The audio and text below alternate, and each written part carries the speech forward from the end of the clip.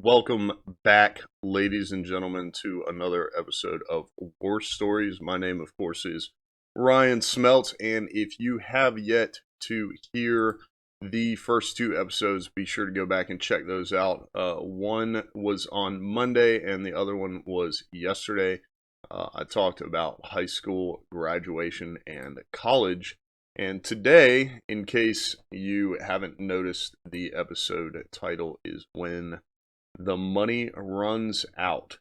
So yesterday we left off. My car kept breaking down, or I kept getting in car accidents.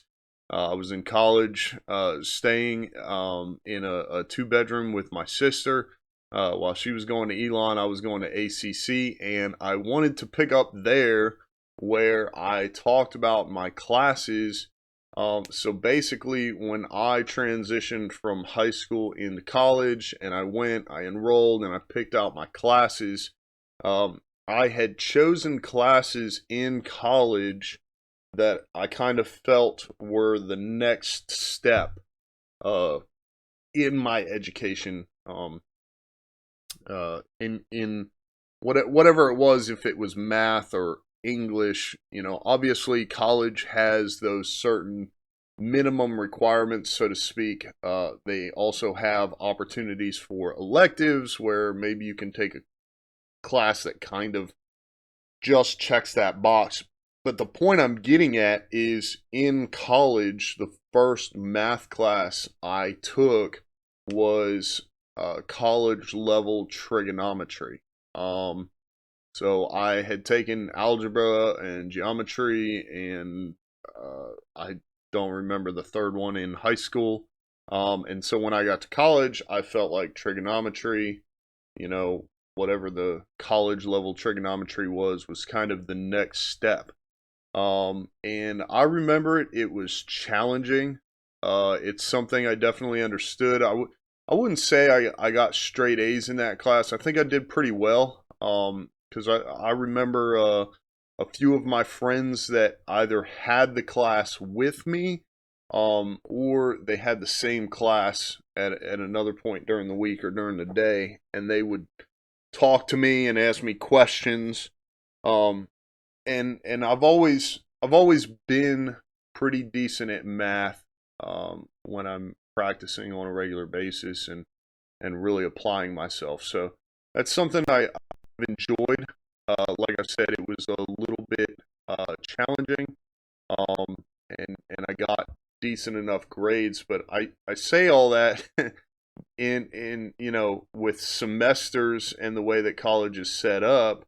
I finished out that semester. That class came to a close, and I had a friend who convinced me to take all the same classes with him the next semester. So, as I thought that wouldn't be possible, but as it turns out, we were both kind of under general studies and both kind of needed the same classes to fill our requirements, at least for the second semester. So I sat down, reviewed them with him, and one of the classes that he convinced me to take was a basic level math class. So, if I remember correctly, I think it included some algebra, but it was, uh, to put it into perspective, very much a 2 plus 2 equals 4 class. So, the second semester, I did not apply myself whatsoever.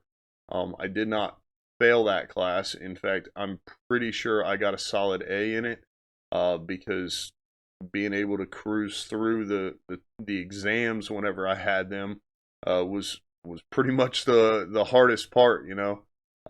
I missed as many of those classes and was late to as many of those classes as I was able to get away with and still pass the class, because I just wasn't invested in it whatsoever.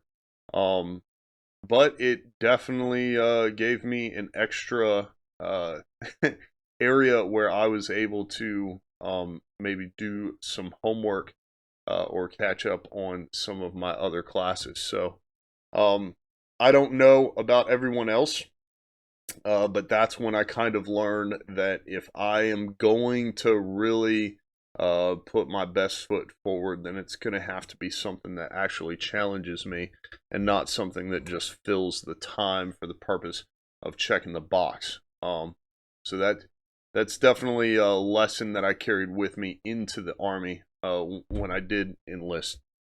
So next, I'm going to school. It's the second semester. We know at this point I'm working at Cracker Barrel because basically getting to and from work on a bicycle. And my sister was at the time still dating Chris. And now it is 2005. It's been almost a year since I graduated high school. And Chris, in February, I believe in 2005, had left for the Army. And I barely even remember that taking place. I didn't even know it was something that he had wanted to do. And, didn't pay much for attention to them really until all of a sudden he showed back up. And I want to say this was possibly April time frame, maybe before then. It might have been as early as March, but he showed up. And at the time, all I knew was he was in his uniform at the recruiter's office. Come to find out later, he was on convalescent leave for an injury, and the drill sergeant did not know whether or not to send uniforms back with him. So she did. That was definitely fun to find out because he also was not required to help at the recruiting station, but still, for some reason, was down there. And basically, he said, I had talked to him, and my frustration was going to work every day, going to school every day, getting to the end of the semester and having all this money saved up, paying rent, paying for gas, looking for a car. At the time, I didn't have one, and all of a sudden, all the money I had saved up, or most of it, would go straight back into college. And I'm like, this is not at all what I want to do. Like, when I was in high school, I just went to school, and now I have to pay for my education. And I had really no plan past community college. I had no interest in school as a whole. So he said, well, why don't you just come down to the recruiting station and just talk to him? It wasn't that far away. So I had gone over there, and I talked with a recruiter. It was pretty interesting because the recruiter I spoke with was an airborne MP, and kind of, one of the conversations that they hold with you, and I wouldn't be surprised if recruiters still do this, but they're like, hey, what do you want to be when you grow up? So with this, with me being a year into college, it was a little bit different. He was like, what have you always kind of aspired to do? And I told him how I've thought about a career in law enforcement before, and I was with the Police Explorers for 2 or 3 years. And so he was like, well, we have MP. And I was like, what's that?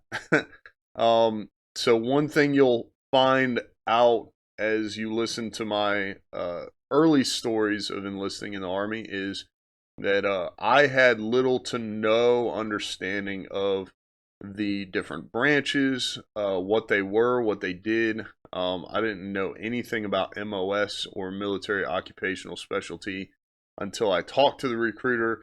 I didn't know you could choose for the most part, at least when it comes to the Army. And so he said, well, I'm actually an MP. And so that's military police. So, it's kind of like being a cop in the Army. And I also didn't know or understand deployments or how that worked. Wasn't too worried about it. Didn't really care. But the interesting thing about the guy that I talked to is apparently I spoke with him and kind of left to think about it, so to speak. And when I went back to finally start signing paperwork, he wasn't there, and another guy was there, and the other guy stuck his name on my paperwork, and then that was it. So I didn't.